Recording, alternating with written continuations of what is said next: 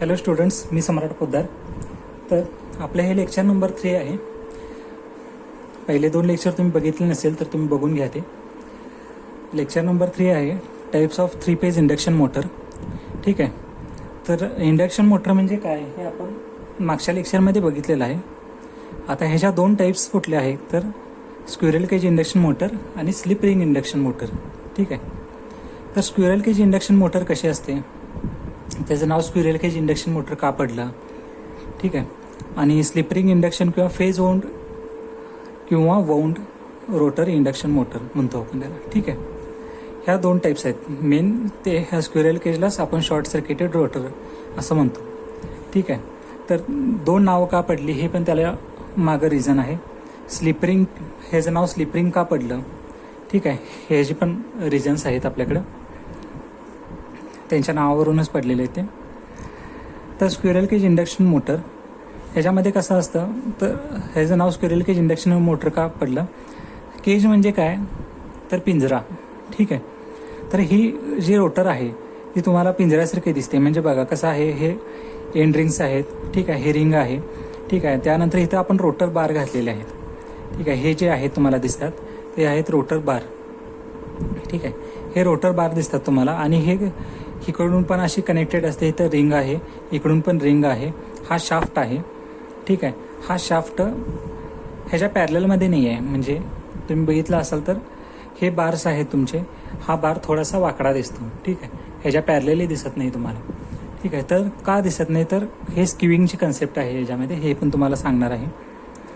तर जेणेकरून आपल्याला इथं दिसलेलं आहे की ही जी स्क्विरल केज रोटर आहे ती एका केजसारखी दिसते. केज म्हणजे जेल म्हणतो आपण किंवा पिंजरा म्हणतो. ठीक आहे. ह्या पिंजऱ्यासारखी दिसत आहे. ह्याच्या आत काय असेल तर निघणार नाही, अशी पिंजऱ्यासारखी दिसते, म्हणून याला नाव पडलं स्क्विरल केज इंडक्शन मोटर.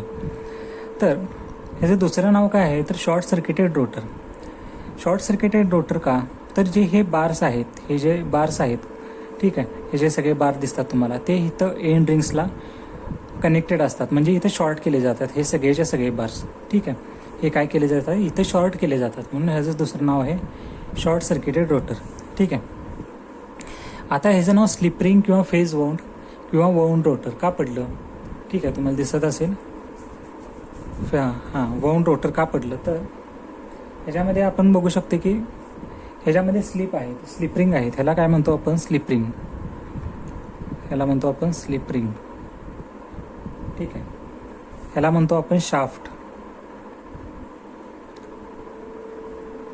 आणि इथं तुम्हाला पहिलाच का डायग्राम काढली नव्हती तर तुम्हाला एक्सटर्नल रेजिस्टन्स कसा असतो ते दाखवायचं होतं मला, म्हणून इथं डायग्राम मी पूर्ण काढली नव्हती.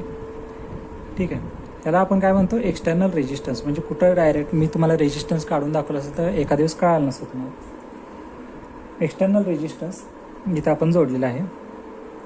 तर तो कसा आहे ते तुम्ही डायरेक्टली असं जोडू शकता किंवा ठीक आहे, डायरेक्टली असं जोडू शकता. हे काय आहे तुमचा एक्सटर्नल रेजिस्टन्स तुम्ही जोडलेला आहे. External resistance.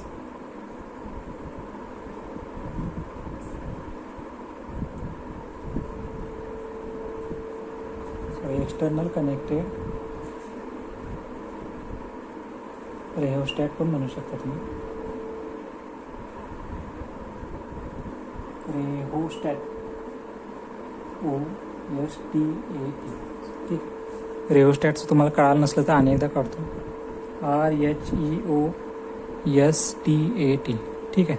External connected rheostat. ठीक आहे. तुम्हाला डायग्राममध्ये दिसलेलं दिसलेलं आता करेक्ट दिसेल. ठीक आहे. कॅमेरा ॲडजस्ट झाला नव्हता. तर ह्याच्यामध्ये काय आहे तर 2 टाईप्स आहेत. तर स्क्विरल केज इंडक्शन मोटर तुम्हाला मागच्या ह्याच्यामध्ये पण सांगितलेलं आहे मी.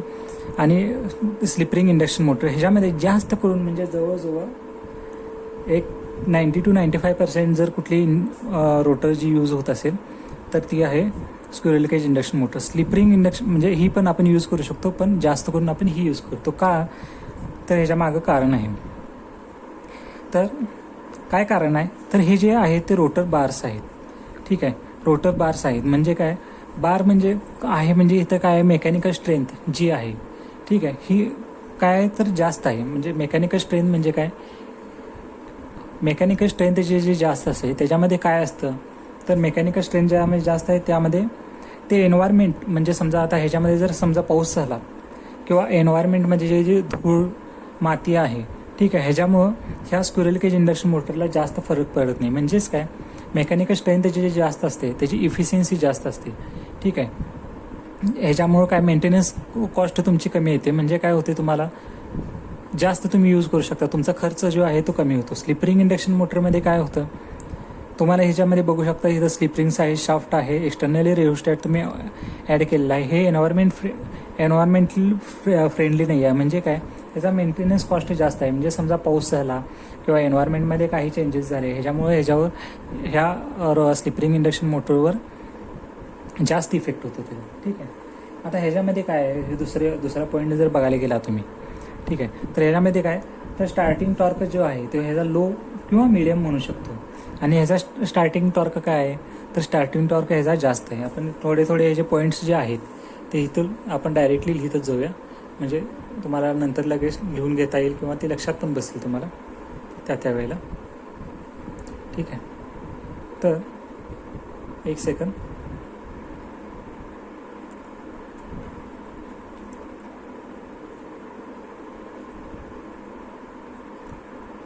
ठीक आहे. तर ह्याच्यामध्ये काय आहे, तर स्टार्टिंग टॉर्क जो आहे TST, यालाच काय म्हणतो आपण, स्टार्टिंग टॉर्क. काय आहे ह्याचा starting torque, starting torque low आहे ह्याचा. ठीक आहे. ह्याचा स्टार्टिंग टॉर्क काय आहे, स्टार्टिंग टॉर्क ह्याचा काय आहे, हाय आहे. ठीक आहे. आता ह्याचा हा पहिला पॉईंट झाला, ह्याचा पहिला पॉईंट लिहूया आपण. ह्याचं कन्स्ट्रक्शन जर तुम्ही बघितलं, ह्याचं कन्स्ट्रक्शन कसं आहे, एक एंड्रिंग्स आहे, शाफ्ट जोडला आहे, रोटर बार्स आहे, झालं तुमचं. ठीक आहे, कन्स्ट्रक्शन झालं. ह्याच्यामध्ये काय काय आहे बघा, ह्याच्यामध्ये स्लिप रिंग आहे. ह्याचं नाव स्क्विरल केज काय आहे, ह्याच्यामध्ये स्लिप रिंग नाही आहेत. ठीक आहे. त्यामुळे ह्याचं नाव स्लिप रिंग आपण देऊ शकतो का, नाही. थोड्याफार बेसिक गोष्टी ज्या बघून आपण लक्षात ठेवू शकतो. ह्याच्यामध्ये काय आहे, ह्याच्यामध्ये काय जोडले, शाफ्ट स्लिप रिंग जोडलेले आहेत, परत एक्सटर्नल रेव्हस्टॅट जोडलेलं आहे. तुम्हाला हे कन्स्ट्रक्शन बघूनच तुम्हाला कॉम्प्लिकेटेड वाटलेलं असेल, हे बघूनच तुम्हाला काय सोपं वाटतं. त्यामुळे आपण ह्याच्यामध्ये दुसरा पॉईंट देऊ शकतो, कन्स्ट्रक्शन सिम्पल आहे. ठीक आहे. इथंच लिहितो मी, कन्स्ट्रक्शन काय कसं दिसतं, कॉम्प्लिकेटेड दिसतं, कॉम्प्लिकेटेड दिसतं इथे तुम्हाला. ठीक आहे. आता ह्याची जी कॉस्ट आहे, ठीक आहे, ह्याची जी कॉस्ट आहे ती कॉस्ट कशी आहे, मेंटेनन्स कॉस्ट असू दे किंवा आपण विकत घेतो ती कॉस्ट काय आहे, लेस आहे. ह्याची कॉस्ट काय आहे, हाय आहे. ठीक आहे. हे जरा वर खाली झाले, 1 2 3. ठीक आहे. Strong as compare to slip ring म्हणजे काय, ही स्ट्रॉंग आहे. कुठली मेकॅनिकल स्ट्रेंथ जी चांगली आहे तीच काय असते, आपली मोटर जी आहे ती स्ट्रॉंग असते. ही जी मेकॅनिकल स्ट्रेंथ ह्याच्यापेक्षा कमी आहे. Strong as compared to slip ring. ठीक आहे. आता हे जे काय येणार आहे, चौथा पॉईंट, लेस स्ट्रॉंग येणार. ह्याचं काय येणार, लेस स्ट्रॉंग येणार कोणापेक्षा, स्क्विरल केजपेक्षा. आता ह्याची जी इफिशियन्सी आहे, कुठली गोष्ट इफिशियंट असणार आहे, जी स्ट्रॉंग असणार आहे. ठीक आहे. एन्व्हायरमेंटल फ्रेंडली असणार आहे. ठीक आहे. ज्याच्यामध्ये लॉसेस कमी होत असणार आहेत, ती तुमची गोष्ट कुठली आहे, काय असणार आहे, इफिशियंट असणार आहे. ही जर इफिशियंट जास्त आहे, आता आपण मी तुम्हाला मागाशी स्टार्टिंगलाच म्हणलं, बरं ठीक आहे, पहिल्यांदा हा लिहून घेऊया. तर ह्याची जी जास्त करून म्हणजे आपण म्हणू शकतो 90 to 95% धीस म्हणजे स्क्विरल केज इज यूज्ड. ठीक आहे. आणि हे आपण काय म्हणू शकतो, एक 5 to 10% म्हणजे ॲप्रॉक्सिमेटली नाही, 5 ते 10% आपण म्हणू शकतो स्लिप रिंग इज यूज्ड. ठीक आहे. आपण काय करू शकतो, स्लिप रिंग 5 ते 10% आपण यूज करतो. आता ह्याच्यामध्ये काय म्हणू शकतो आपण, 90 ते 95% कुठली यूज करतो मोटर, ती इफिशियंट असणार आहे का नसणार आहे. तर ही काय आहे, इफिशियंट आहे. इफिशियंट. ठीक आहे. आता ही काय असणार आहे, less efficient as compare to squirrel cage induction motor. हे काय मी डायरेक्टली आता लिहित नाही प्रत्येक वेळेला. ठीक आहे. ह्याची इफिशियन्सी हाय आहे, ह्याची इफिशियन्सी कमी आहे. ठीक आहे. आता ह्याच्यामध्ये आपण कुठली मेथड यूज करतो, तर ह्याच्यामध्ये आपण रोटर रेजिस्टन्स कंट्रोल मेथड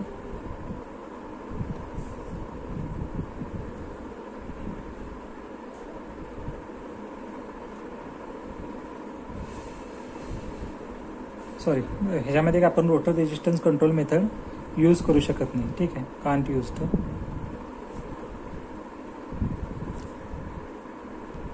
आता ह्याच्यामध्ये काय असणार, यूज करू शकत नाही म्हणजे ह्याच्यामध्ये आपण काय करू शकतो, रोटर रेजिस्टन्स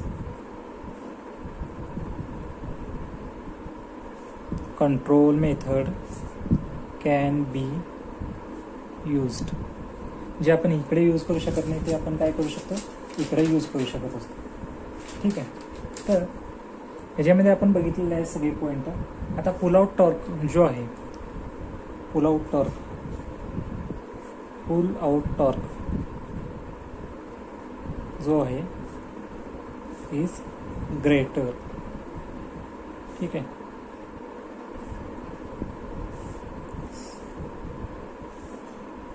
एक सेकंद. 1 2 3 4 5 6 7 8 1 2 3 4 5 6 7 आणि हा आपला 8वा. पुल आउट टॉर्क कसा असणार आहे इथं, पुल आउट टॉर्क इज लेस. ठीक आहे.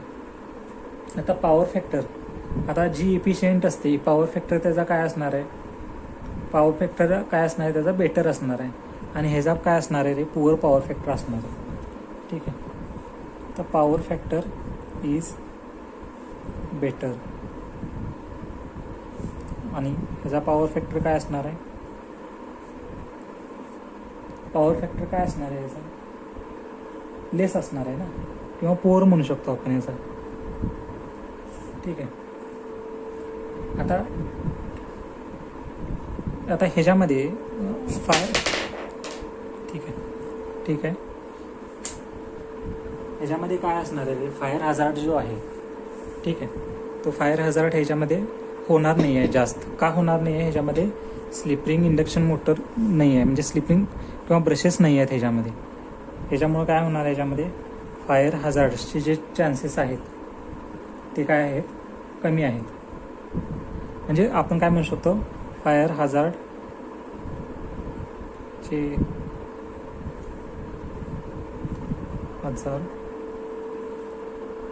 प्रॉब्लेम इज लेस. ठीक आहे. फायर हजार्डचे जे प्रॉब्लेम्स आहेत ते कसे असणार आहे, तुमचे कमी असणार आहे. आणि ह्याच्यामध्ये काय असणार आहे, 10वा पॉईंट, ह्याच्यामध्ये काय काय आहेत, स्लिप रिंग आहेत, ब्रशेस आहेत. ठीक आहे. त्यामुळे ह्याच्यामध्ये काय असणार आहे, फायर हजार्ड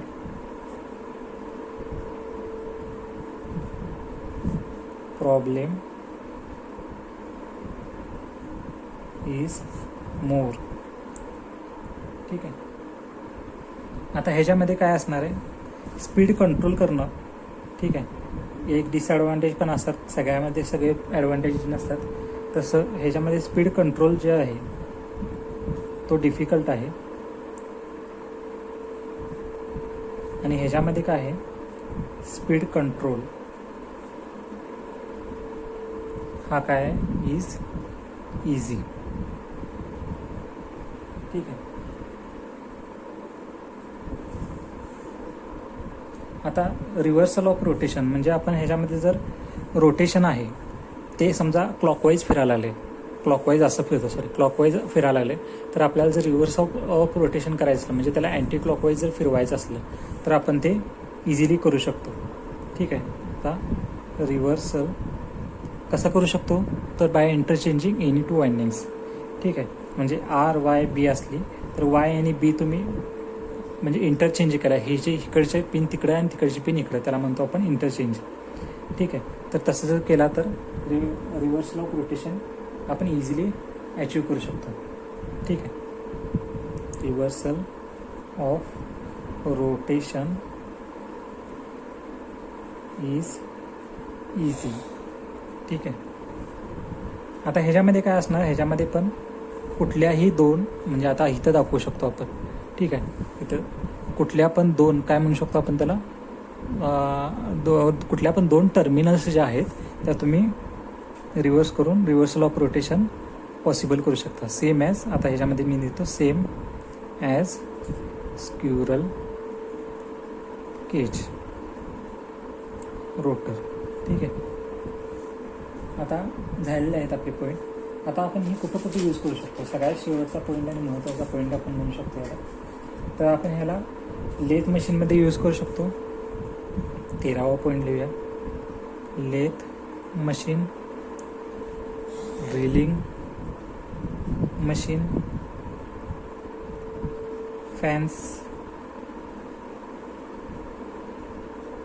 फॅन्समध्ये यूज करू शकतो.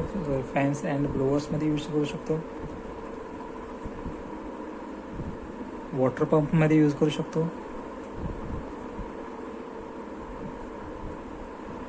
ग्राइंडरमध्ये यूज करू शकतो. प्रिंटिंग मशीनमध्ये यूज करू शकतो. बरेच आहेत म्हणजे तुम्हाला मी सांगितले आता हे एक्सेट्रा. हे काय आहे त्याचे एक्झाम्पल म्हणू शकतो किंवा यूज म्हणू शकतो. ठीक आहे. आता हे कुठं कुठं यूज करू शकतो आपण.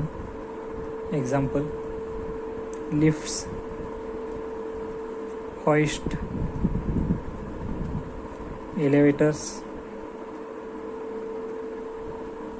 Cranes, compressors etcetera. ह्या ठिकाणी आपण काय करू शकतो, यूज करू शकतो. ठीक आहे. तर अशा प्रकारे तुमचं टाईप्स ऑफ 3 फेज इंडक्शन मोटरमध्ये 2 टाईप्स आहेत. Squirrel cage induction motor, slip ring induction motor. ही आहे स्क्विरल केज इंडक्शन मोटर्स. त्यालाच आपण म्हणतो शॉर्ट सर्किटेड रोटर, कारण की त्याच्या जे रोटर बार्स आहेत ते ह्या एंड रिंग्सला, ही एंड रिंग आहे त्याला शॉर्ट सर्किट केलेली असते म्हणून त्याला आपण म्हणतो शॉर्ट सर्किटेड रोटर. पण हे असे स्क्विरल केज इंडक्शन मोटर किंवा शॉर्ट सर्किटेड रोटर असे 2 नावं आहेत. हे आहे स्लिप रिंग किंवा फेज वाऊंड किंवा वाऊंड रोटर. स्लिप रिंग का म्हणतो, कारण की ह्याच्यामध्ये स्लिप रिंग आहेत.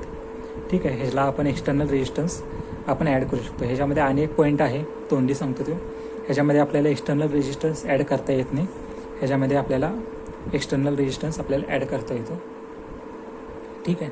तर अशा प्रकारे आपलं स्क्विरल केज इंडक्शन मोटर आणि slip ring induction motor complete झालेलं आहे. ठीक आहे. सगळ्यांनी व्यवस्थित लेक्चर बघा, पॉईंट्स लिहून घ्या. 13 पॉईंट्स आहे त्याचे. आपल्या बुकमध्ये फक्त 11 पॉईंट आहे. 3 पॉईंट मी तुम्हाला एक्स्ट्रा सांगितलं. आत्ता शेवटला आणि एक सांगितलं, म्हणजे 14 पॉईंट जवळजवळ सांगितलेले आहेत. Thank you everyone. तुम्हाला व्यवस्थित दिसलं असेल. ठीक आहे. आता सगळ्यांना व्यवस्थित दिसलं आहे. याचा स्क्रीनशॉट मारून घ्या. ठीक आहे. Thank you everyone.